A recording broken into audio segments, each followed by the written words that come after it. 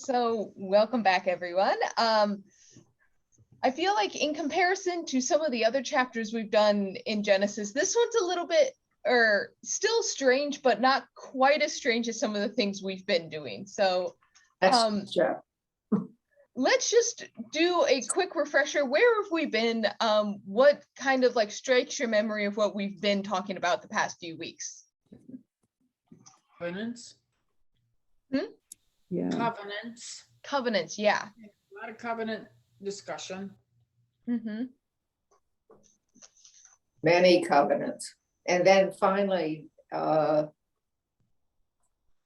it looks like Sarah's going to have a baby. And I looked back on chapter 12, it was 5 years before that God first promised, and took 5, well, he was 95 then. And now he's 100. Right. Good detail catch there. But yeah, it feels like we've been kind of leading up to this moment for a long time, hasn't it? The story kind of does a good job of like Abraham and Sarah have been waiting and waiting and waiting, and kind of the story has been dragging, and we've gotten like Sodom and Gomorrah, a few kidnappings, Abraham pawning Sarah off a few times. We've had some other interludes. And so finally we arrive at chapter 21. And in the first sentence, we have the Lord dealt with Sarah as he had said, and the Lord did for Sarah as he has promised. Sarah conceived and bore Abraham a child. We did it, folks. We got to the birth of Isaac. So in this first chunk, was there any observations? I feel like the first, going through verse 7, I feel like it's fairly straightforward of what we have. We have that Abraham circumcised him, so Isaac's in the covenant. We have Abraham's age as 100 years old. And once again, we have the definition of Isaac's name, which kind of means laughter or he who laughs. And Sarah names him Isaac because God has brought laughter to me, for everyone who hears me will laugh. So any details you pick out of this section that surprised you, or should we carry on to the next drama bit? Carry on. No, this was everything I was expecting to see, I think. All right. So yeah. Yeah, one of the things it doesn't ever talk about is the relationship between, and at least here, when somebody that finally has a baby, there's no relationship between the Sarah and the baby. It's between Abraham and the baby. I guess Sarah wasn't important except as a baby maker, but although she was very possessive, I think, probably because she didn't like Hagar hanging around. But there's no description of her nurturing the child. Yeah, we know she does mention. She does mention though that she's going to be able, to nurse him and that kind of thing. Well, she gets who would have weaned. thought I've been able to do that. He's weaned. The child grew and was weaned. Abraham, that's in the next paragraph. Right. So, I know. I was going. Maybe they had a wet. So the thing to remember always is like what is considered valuable information. And I feel like in our modern context, one of the things we love in literature is hearing people's internal emotional life. We hear their thoughts, we hear their emotions, we read stories to hear people's reaction. That's not something they value here. I think that's why people turn to the Psalms a lot of times, because that is where you find a lot of emotion is in the Psalms, and it's kind of relegated over there. This is kind of just like, we're going to tell the facts, and like emotions just don't really come into play too much, except when they're like a big deal. Lots of anger. People are angry, but they don't talk about, at least I haven't noticed a whole lot of compassion, that kind of thing, except for God. God has compassion. Well, so the other thing to always keep in mind is that like writing is a specialized skill, and any like parchment or vellum is extremely expensive. And so that's one of the reasons why you don't get a lot of like internal dialogue with people. Sure. Is just because they're trying to be concise. They want to Yes. keep the story compact. And so there isn't, that's often why I sit and I dwell on these moments and try to help us build out an emotional life with these people. They basically, it sounds weird to say it this way, they can't really afford financially to write stories that are emotion filled. So we kind of fill in the gaps. Okay. But compassion, I think, is a big deal when coming to this next section. So when the child was, or the child grew, aka Isaac, and he was weaned, once again, they tended to nurse a little bit longer. So Isaac may have been around more like 1.5, 2 to 3-ish. Still small child though. Abraham made a great feast. But Sarah sees the slave woman Hagar, as she is now always referred to as the Egyptian slave woman, and the son that she had born Abraham playing with her son Isaac. There's a pun here that I just want to bring up. Playing and laughter are the same word.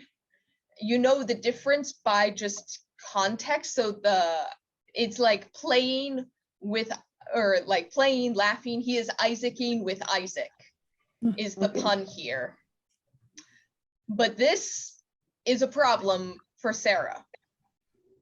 So what's going on here? Why does Sarah have a problem with Isaacing with his older brother?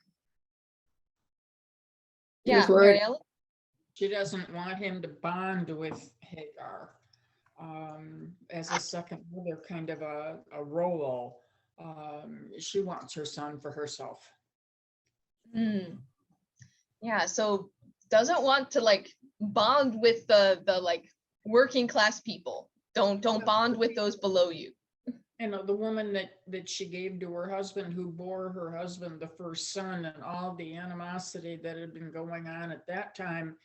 And now she has her own son, and when Hagar is playing with him, he's actually showing a preference for her because she's paying attention to him. And Sarah's jealous. She wants her own son. I thought they got rid of Hagar a long time ago. Didn't Sarah say I want her gone early on? Or did she? And this version's different from that version. Oh, okay. Sarah does the job in that chapter. Abraham does it in this chapter. That's true. Right. That's true. So there is the echo of the first time that Hagar left. So remember the first time, it's when she bears Ishmael and she's kind of looking on Sarah with contempt.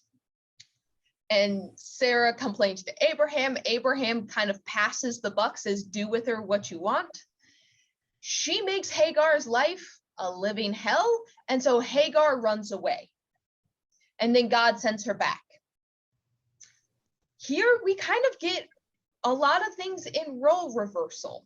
So now it's not Hagar looking at Sarah with contempt.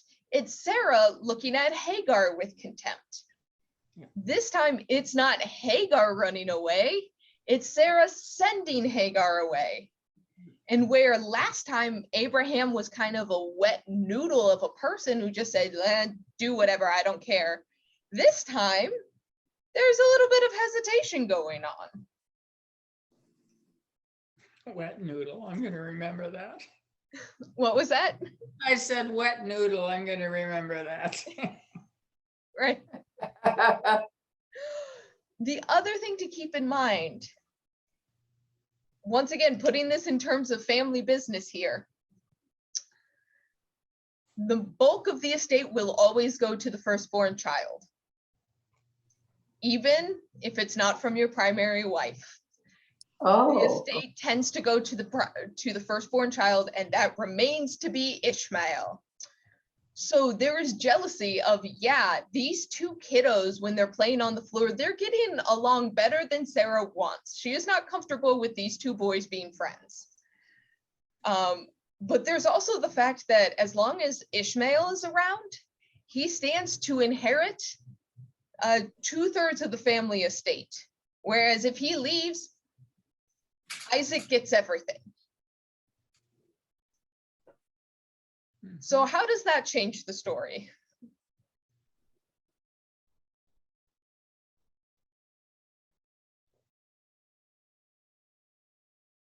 In the version in 16, they come back.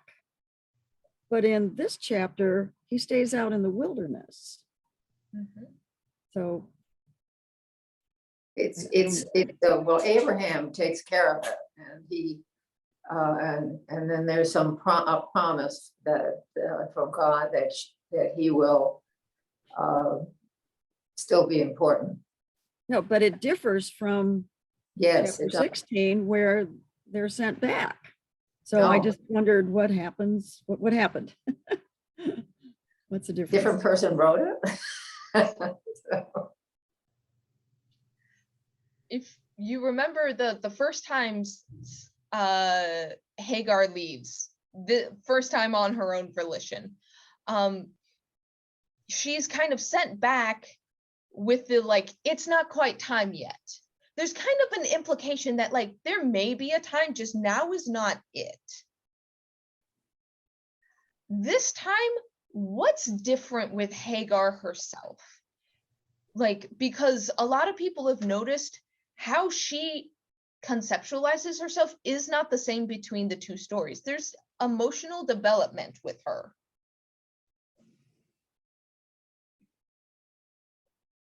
Well, she's left and she's desperate. I mean, she leaves her son under a bush, you know, with the idea that he's going to die, that she cannot take care of him. They are not surviving. They've run out of the water, which is, you know, the gift of life.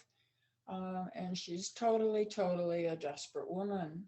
And, you know, in the other one, when she left, she had chosen to leave, and she felt more powerful, that she could succeed where she was going, wherever that was. She was optimistic and kind of feeling like she was in charge of her destiny. Here she was totally giving up on life for her son and eventually probably herself. See, it's interesting, yeah, because there's almost this like defeat feeling from her. And yet she sets out this time with supplies, when the last time it almost felt like she just ran and she was just running straight into the desert with nothing. Yeah. And this time she set out with, well, granted, bread and a skin of water is not a lot of supplies. I'm kind of disappointed that Abraham didn't give him a sheep, didn't give him a mule, didn't give him anything. It's just like, yeah, God will provide. Here's a skin of water. It's like, come on, bud. Well, it wasn't, yeah. But we do see this kind of like, she literally puts the child under a bush and then goes what's a bow's shot away. So as far as you can shoot an arrow. And just is waiting. Mm-hmm. And then God appears. Mm-hmm. Yeah. Okay, before we do get too far into this part, I do want to reference a little bit of Abraham's kind of change as well. So we see Sarah once again taking control of the situation. She sees what she doesn't like and she addresses the situation head on. You got to give it to the woman. She is a go-getter, for better or for worse. This time when she goes to Abraham and tells him exactly what she wants to happen, he is distressed this time. He at least has a pause of saying, this doesn't feel good to me. Is that emotional development in Abraham, or like, what do you all imagine going on with the fact that he pauses in distress here? Well, it's certainly a different reaction than do what you want to do. Chris, which verse are you looking at? Let's see, I jumped backwards to 11. Okay. The matter was very distressing. Mhm. I think maybe he developed some attachment to the little boy. Mhm. How old would the child be at this point? About 5, right? The only context clue that we have is that Hagar put him on her shoulder. So he's still young enough that she's literally carrying the child. Okay. So still probably around toddler range. He's not good enough to walk into the desert by himself, so Hagar is gonna carry him. All right, so the boys aren't that far apart in age. Nope. Well, Abraham had an attachment to this child, and as we see what Hagar was feeling when she was despairing of keeping the child alive, Abraham would also be, what's the future for this mother and child, his child, kind of similar feelings of the unknown and not looking very hopeful about it until he took charge. So. Mm-hmm. Yeah. But immediately God comes in and like tries to dispel the distress. It's actually interesting that God says, listen to your wife. Just in a patriarchal culture, hearing the God say, listen to what she's saying, sometimes nice to hear. Even if this situation still is distressing, but there's the comfort of like, don't worry, I, God, am going to look after your child. Don't worry about it. So Abraham's told not to worry. And so he gets the bread and the skin of water, and I guess that's his version of not worrying, is not even sending them off with a lot of supplies. Wow. It's a little weird. Well, she's a woman, but it's his son. He sends people out that he gives supplies to people he doesn't like sometimes. Right. You like, what if you were in a spot where yes, you had to like send someone away, but it's at least distressing enough that shows some kind of attachment. You would think Abraham might part with a few servants, or like there is something to part with other than bread and water. Yeah. So why I wanted to jump back to this is because this question here actually is really important for a different religion. The stories that Muhammad told his followers that were codified in the Quran, basis for the Islamic faith, hinge on this kind of interaction here. In their storytelling, the story of Abraham and Ishmael doesn't end here. This is the last we are going to read about Ishmael in scripture. This is kind of the exit for both Hagar and Ishmael. It's just kind of like, they will be a people. And Muhammad kind of picks up the story saying, well, Abraham visited, not infrequently. Abraham continued a relationship and and there was continual development in this story. And that is where kind of the growth of, or the continuation of Ishmael's story. So the Hajj, which is the pilgrimage, the like holy pilgrimage that Muslims are said to supposed to go on if you are financially able to, part of their Hajj is actually reenacting part of this story, where there's 2 mountains that they see is where Hagar ran out of water, and they run between the 2 mountains 7 times. reenacting Hagar's desperate plea for looking for water, and there is a well on one of them, which is where they see God's providence. And so this story is not seen as the end. The other interesting thing is later on, because I'm sure you all know that Isaac gets almost sacrificed, they have a story where Ishmael almost gets sacrificed. And part of the Hajj is also going to the mountain where Ishmael was almost sacrificed. Notably, all of this interaction is not in the like Canaanite region that we understand it to be. It's all in Saudi Arabia, but they still hold on to these pieces of the story. Interesting. So they don't see Abraham as kind of an absent father figure, but they argue, no, he visited. Interesting. Yeah. But jumping back down, because I know we paused our other conversation about Hagar and the interaction there. So we see this kind of defeated woman. Our story doesn't have her running back and forth like their story does, but we still have her like putting the child and walking away and wailing in just defeat or desperation. And then God responds, or God hears and an angel of God responds. What details do you notice in this response? Because there's a few interesting little nuggets.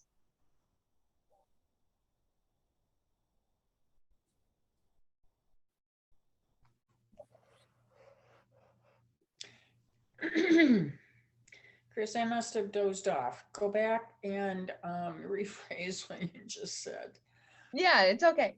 So, knowing that Abraham has sent him off, we're jumping back into the conversation of Hagar and where her emotions are in this state. So picking up more like 15, 16, we have her setting the child down, going about the distance of a bow shot, going away from Ishmael because she doesn't want to see her child die. And it seems like death is imminent for them both. And God hears the voice of the boy. This is verse 17. God hears the voice of the boy, and the angel of God calls to Hagar in heaven. And then we have this response. What troubles you, Hagar? Don't be afraid. For God has heard the voice of the boy where he is. Come, lift up the boy, hold him fast with your hands, and I will make a great nation of him. What details do you notice in this section that does anything kind of like stick out of how this interaction goes down? Well, the angel responds to the boy, the cry of the boy, not the cry of Hagar. Right. Does that feel weird to anyone else? Like, how does this compare to the story last time? Who does God respond to the first time Hagar is in the wilderness? Must have been Hagar. Right. Hagar cries and God responds to Hagar. This time Hagar cries and God responds to Ishmael? What do you all think of this? But the first time it's an angel of the Lord. Mm-hmm. It's not the Lord. Right. It's an angel of the Lord. Does that make a difference? Well, he's also a boy. He's older now. No, I mean, when in Right. chapter 16, Yes. the one who's talking to Hagar is an angel of the Lord, not God. So I didn't know if that makes a difference. So a more wooden translation would be a messenger of God comes and says this. So we're still in the area where like messengers of God and God's self is kind of nebulous. Okay. It's the terms do have distinctions, but they're not hard and fast distinctions. So often messengers of God is, if you've ever heard of the idea of the Metatron, which is the classic understanding of the voice of God. That's kind of seen as this like interface between the voice of God and humans, because like there gets this whole mythology of like, if we see God, if we hear God in God's actual voice, our heads are going to explode. And so instead, God uses the messenger of God to be kind of his voice box so we can understand and our heads won't explode. There's this whole mythology around it. It gets weird. So functionally, it doesn't make a difference whether it's God talking or if it's a messenger of God talking. It's still conveying the message of God. The message is still originating with God. Well, Different traditions reference how God talks different ways. The commentary at the bottom of the page says something about one story they use Lord and one they use God, and I never can remember which is which and what the difference is. But does that make a difference that one is Lord and one is God? Yes, that shows just different traditions that are being used and combined into. This is once again one of those stories where they're like, is this actually the same story? This one they do think is a separate story just because it is different enough. Hagar stays away this time, which is the key difference, but there are enough echoes of the other one that there are sometimes a little bit of pause. And often when stories look similar, they look for the language of God to see if they're from different traditions. Okay. This one seems to be a continuation. It seems to me God is much more active in this story and much more making sure that they're going to survive, and they do. They thrive and they have a future, and he has a wife, and I don't know what happened. Can't remember. Yeah, we do have a happy ending. Yes. So that's the good news in this one. So the messenger of God, either way, talks with Hagar and then opens her eyes, and like evidently right in front of her is a well, like right there. And so they drink. They're going to survive. We don't get much of what happens from the transition from there to he grows up and gets married. But this kind of does give me a pause, because I know there are times where almost we're in so much distress we don't see the help that's literally right in front of us. Have you all ever experienced that, like that things are just like so overwhelming at a moment in your life, and like the moment you're able to calm down or like able to settle out, maybe able to talk with someone about it, all of a sudden the answer to the problem is like right there in front of you, and you almost feel silly. Yeah. Well, yeah, you think, what was that overreaction about? Yeah.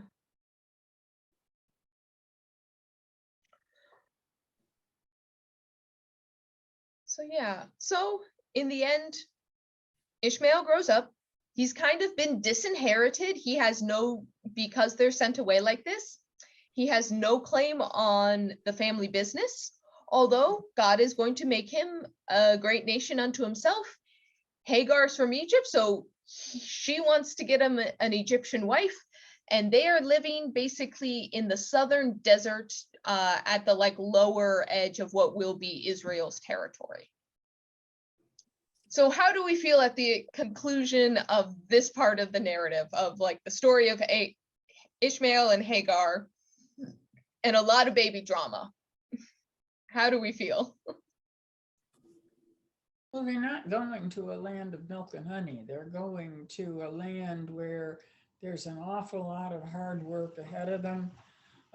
And, they are going to have to struggle to achieve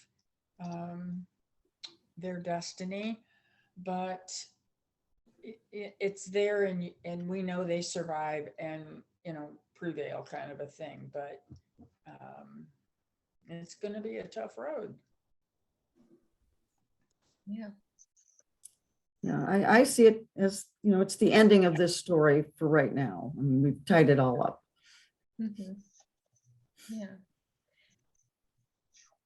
I mean, it's I hard don't to. have more fuzzy feelings about Abraham or Sarah, but Right. I know Abraham had a hard decision. Mm-hmm. Yeah. Yeah, this is where we see kind of the very humanness, where I feel like Yeah. at the beginning of Genesis, people were, we didn't get these personal stories, but we got this kind of like mythological origins, these big grandiose stories that affect everyone. And here, like, this is as petty as any family I've ever interacted with. Like, this is in some ways so gritty and human feeling of like all of this drama. Mm-hmm. And it's hard because some people get a difficult hand in life. And that's kind of Hagar and Ishmael. They didn't ask for this. Hagar didn't ask for any of this. And yet, yeah, Mary Ellen, you're right. They're going to survive, but there's a lot of hard work ahead of them. They're living in the desert wilderness. They're going to survive, but like, that's not easy. And you're right, Hagar is kind of caught up in all of this. She was a slave girl, and then Sarah brought her into the wife status to conceive a son or a child for Abraham, and she's just kind of a pawn in all of these maneuverings. I do have some, sympathy and compassion for her as she's being manipulated through all of this drama, and brought to the point of despair when she's giving up her son. So I do have compassion for her, even though Yes. she's not even Yeah. a teenager at one And it point. was all Sarah's idea to begin with. So you're right, she was manipulated. Mm-hmm. Yeah. I think that's always a good reminder of how much our decisions really can affect other people and the quality of other people's lives, that sometimes it's natural to want to look out for our own, but Sarah has a lot of collateral for her actions. And granted, she was trying to do what she thought was best to secure the future, to secure the stability of the people relying on her and Abraham. But the best of intentions went really sideways with this one. Yeah. So we're not going to be anywhere close to done with family drama anytime soon, but we finally have that like one last piece of the covenant that has been actively secured. So if you remember when we initially talked about the covenant, there was the 3 prongs to the covenant. The first one is land. Abraham is promised the land, and he's still nomadic, as we'll see in this next story. He's still kind of moving about. It's not like he is king over this land, but he has been promised it, and he's actively in the promised land. The second is Abraham is a blessing. He is blessed. He is blessed to be a blessing. He is going to be prosperous, and theoretically everyone around him will be prosperous around him. And the third one is he will be the father of nations. So we kind of have all 3 prongs of the initial covenant. If they're not fully secured, they're in progress. We see like Abraham's definitely a blessing to everyone around him in some ways, at least prosperous around him. We see he is in the land, even though it's developing what that relationship looks like. And he at least has one descendant. He has one so far, and that's the start. That's all you need. And so we see the covenant actively engaged on all 3 fronts. So the next story feels, this one is a little bit once again, kind of an establishing narrative. For me, it felt a little bit just like tacked on to the end of the other story, but we come back to Abimelech, who we talked about last time. So we get a few more details about Abimelech, but we also have a debate over a well. So what did you all take out of this whole kind of land dispute here? Well, I get out of it that, right, at one point, Abimelech is seeking this covenant with Abraham, and then at the end you get Abraham who is seeking a covenant with Abimelech, and so each of them wants the support of the other at different times, but stories to show their commitment to each other and that it's important to each other. And then we come down to, but I don't know why. Why does this matter to these two men? One, a low-level king, and the other, the relationship with God that Abraham has. Why are they so wrapped up in commitment to each other? I don't get it. All right. Any other initial thoughts on this? Yeah, I just wondered why it took a covenant and all this to do to settle this dispute. Mm-hmm.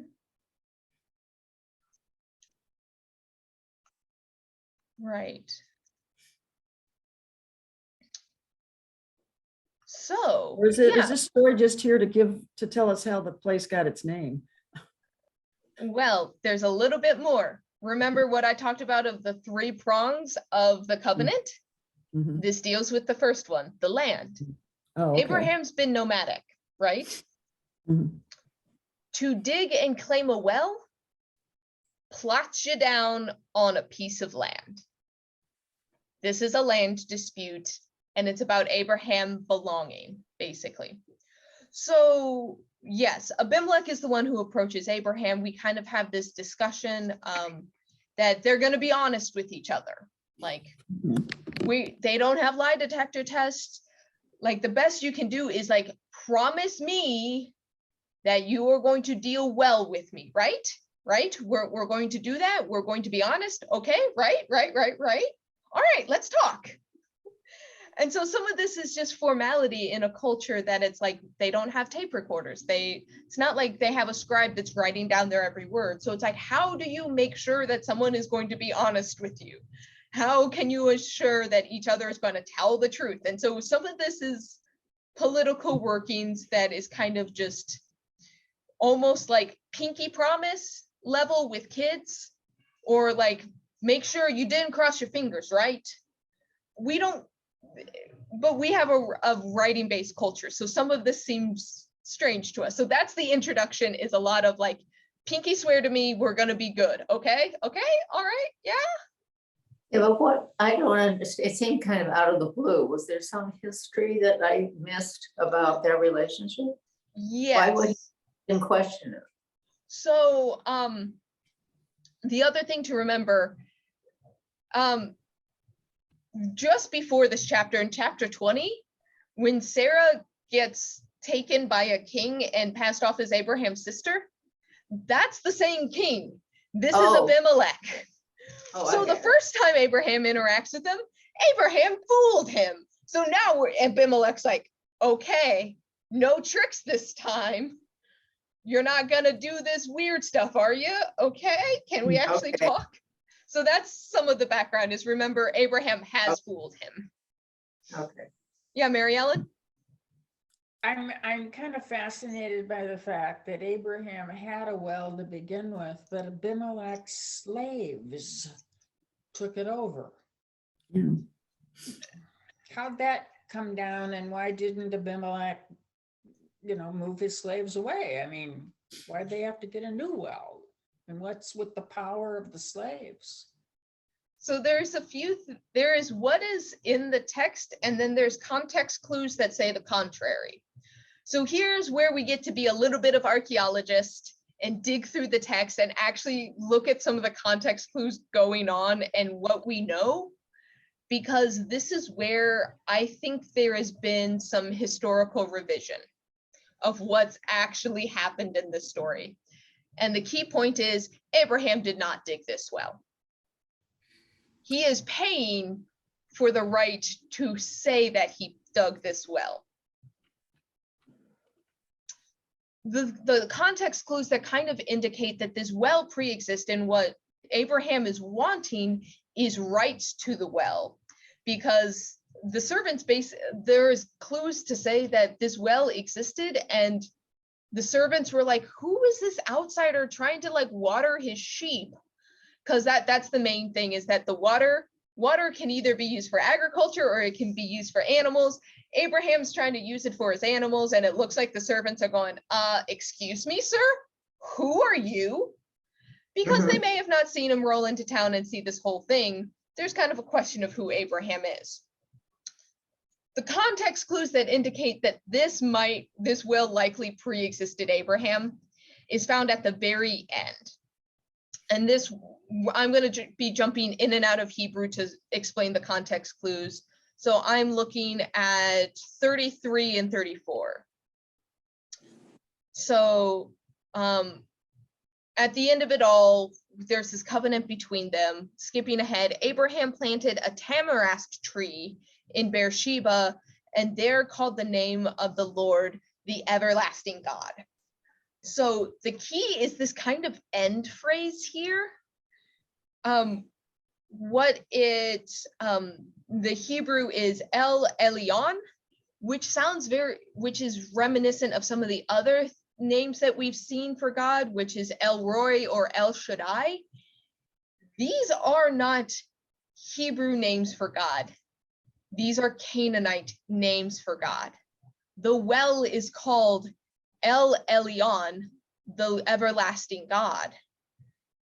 And Abraham is kind of assuming, or like the assumption is, it says this on the well on the outside, and Abraham's like, yeah, that's my dedication to God, or that's what the writer is saying, is that that epitaph for God is, oh yeah, that's for our God. We have ownership of this. It is one of the ancestral claims. When you set up a well, it's good for ages, and it sounds like this would have been a marker that was known, and there was writing on it that people knew, and this is the explanation of why it's ours. But the name for God indicates that it was not originally built by the Hebrew people, because El Elyon is not the name of God in at least majority of our scriptures. Yeah, Mary Ellen. Comment. Okay. When you are denied the use of one well and you dig your own well, to me, you are relocating, would be the term that I want. And you're not going to relocate 100 feet from the well that you just lost access to. You're going to go some distance, in my mind, to set this up, because if you want to water your animals,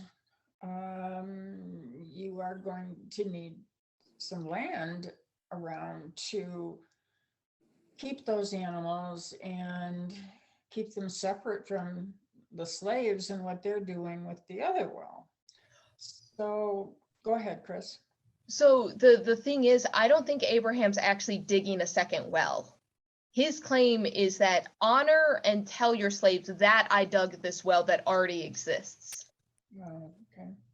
So it's basically like kind of asking, can you pull your men back so I can be in this land? We're going to have this trade relationship, but give me this claim on the land, basically.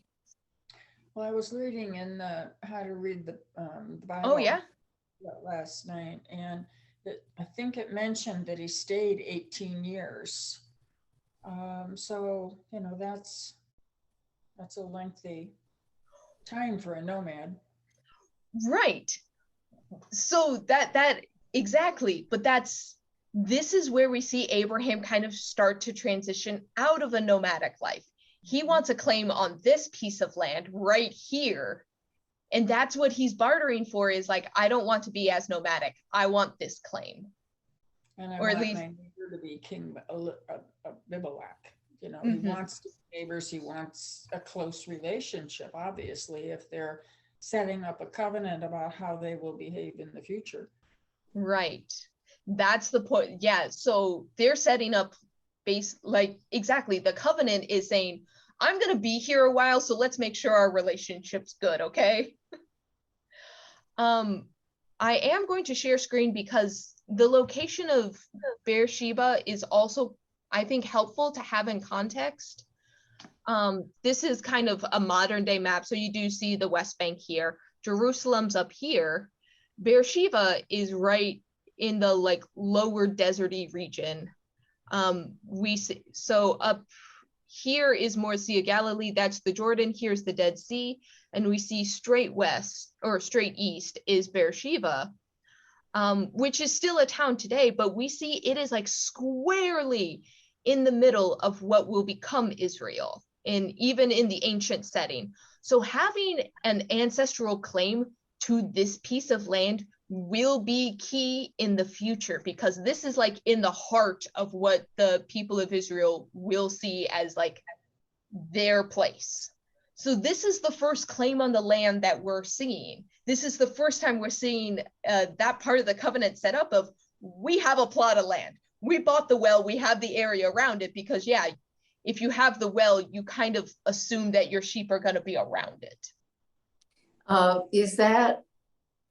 Where is Canaan in that? Is Canaan in the same place, or is there an overlap, or? So yeah, let me see if I can pull up a map. So in like an ancient sense, when we talk about Cana, it's like that whole area that Israel will conquer. Yeah. And there's a lot of references to the Canaanite wanting to be different from Canaanites with their right.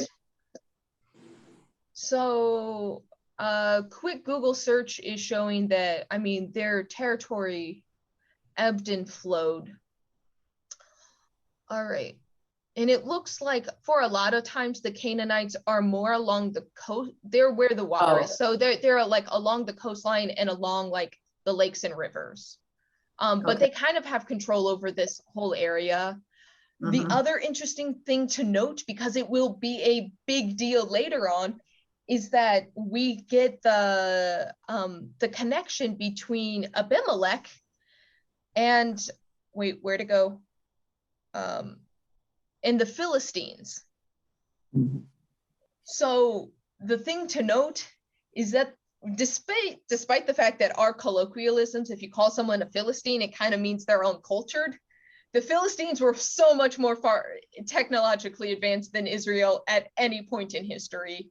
We just have a bad association with them. They're actually like mercantile trader kind of wealthy people. So being in league with the Philistines is actually a good trade relationship. So we just associate them because of David and Goliath with a big dumb giant, but they're actually considered in the ancient world to be a very cultured people. That's really interesting. Yeah. Right. So yeah, we have any other thoughts or questions with kind of this trade relationship being set up and kind of Abraham kind of trying to set up a claim on the land itself, even though he's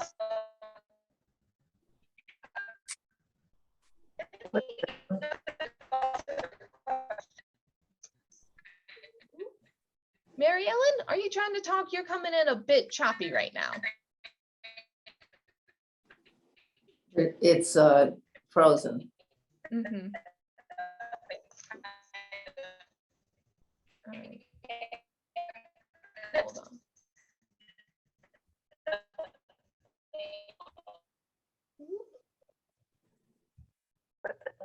Hopefully we can reset that. All right. Sounded like a cat. I think the internet was being all funky. Yeah. you know, they talk about it, but they never really get there for a long time. Is that correct? Talk about what? Canaan. It's talked about, but they don't really get into Canaan until what, Joshua? So they're already in Canaan, technically. They're in Canaan. So what was all that thing about conquering? But So Moses. What happens is, what we'll see at the very end of Genesis is that they have to leave the land of Canaan because of a famine. And so they end up in Egypt, and then they need to go back to Canaan. And the land was never not inhabited. There was people who always stayed. And so they come back to find Canaan filled with Canaanites. Okay. And when they come back, they look to this moment and they'll say, like, we have an ancestral claim. This is our well. Oh, I see. Okay. Yeah.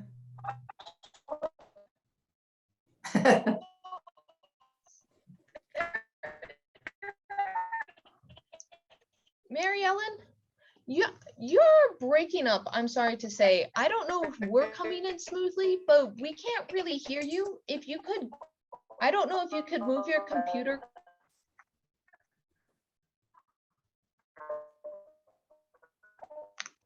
Okay.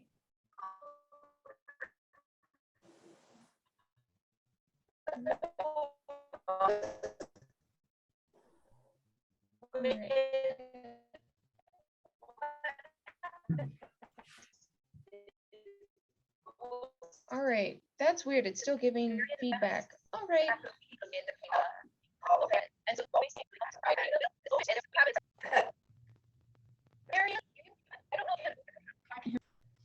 What? All right. Did you figure it out? Chris, You're back. Okay. Woo. All right. Yeah, we can finally hear you. You went robot voice for a long time, but you're back with us. Okay. I got a message on my screen that my internet connection was unstable. Oh. So I need to change, when we get off, I need to change which internet I'm using, because I have two choices. So I will change it. All right.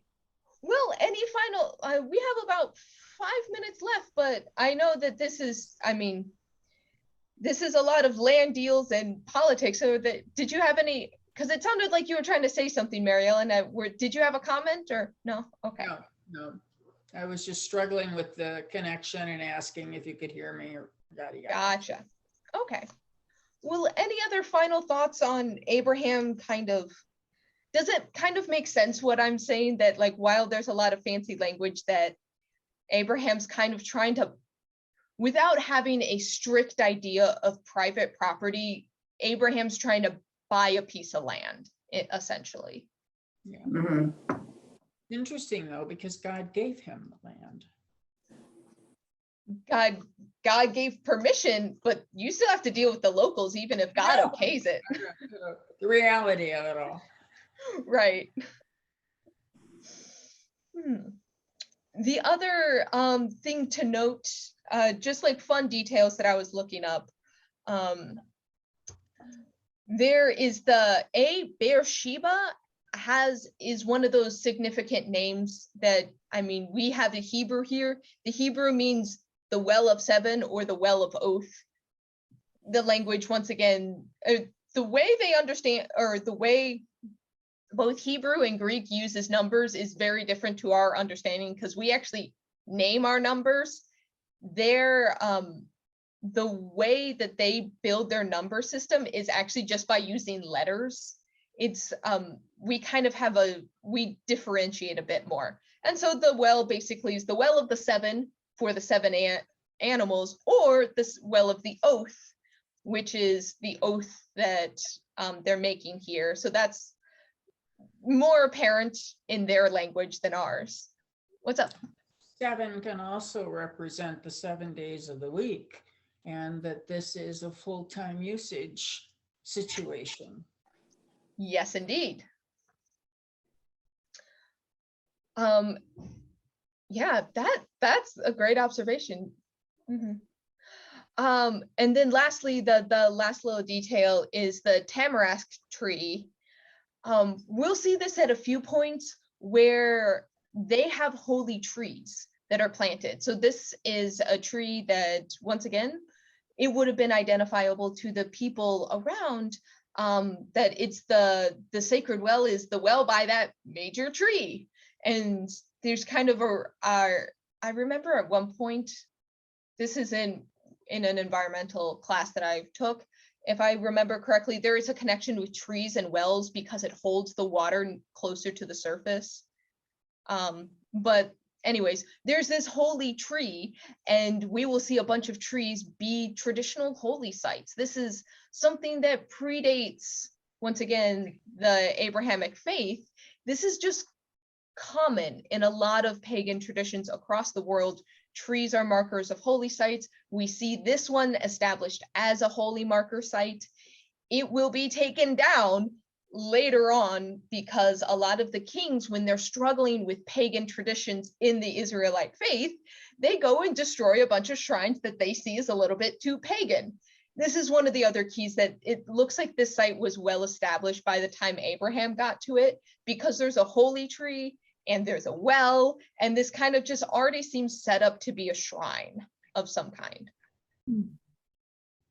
So, all right, well, with that, can I pray us out for today? All right, let us pray. Good and gracious God, you know, these stories, sometimes it is interesting to see the politics that seem to always play when humans are involved.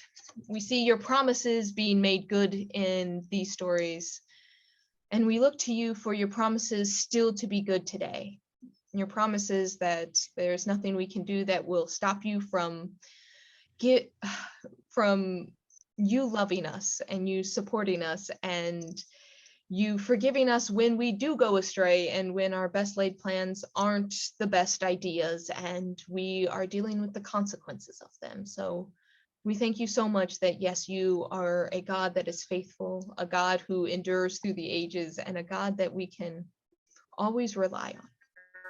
So I ask that you be with this group until we meet again next week, to continue on reading the stories of your people and the ways they've seen you through the ages.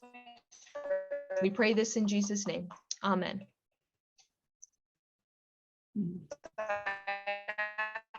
All right. See you all in a week. Yep. Bye. Bye-bye.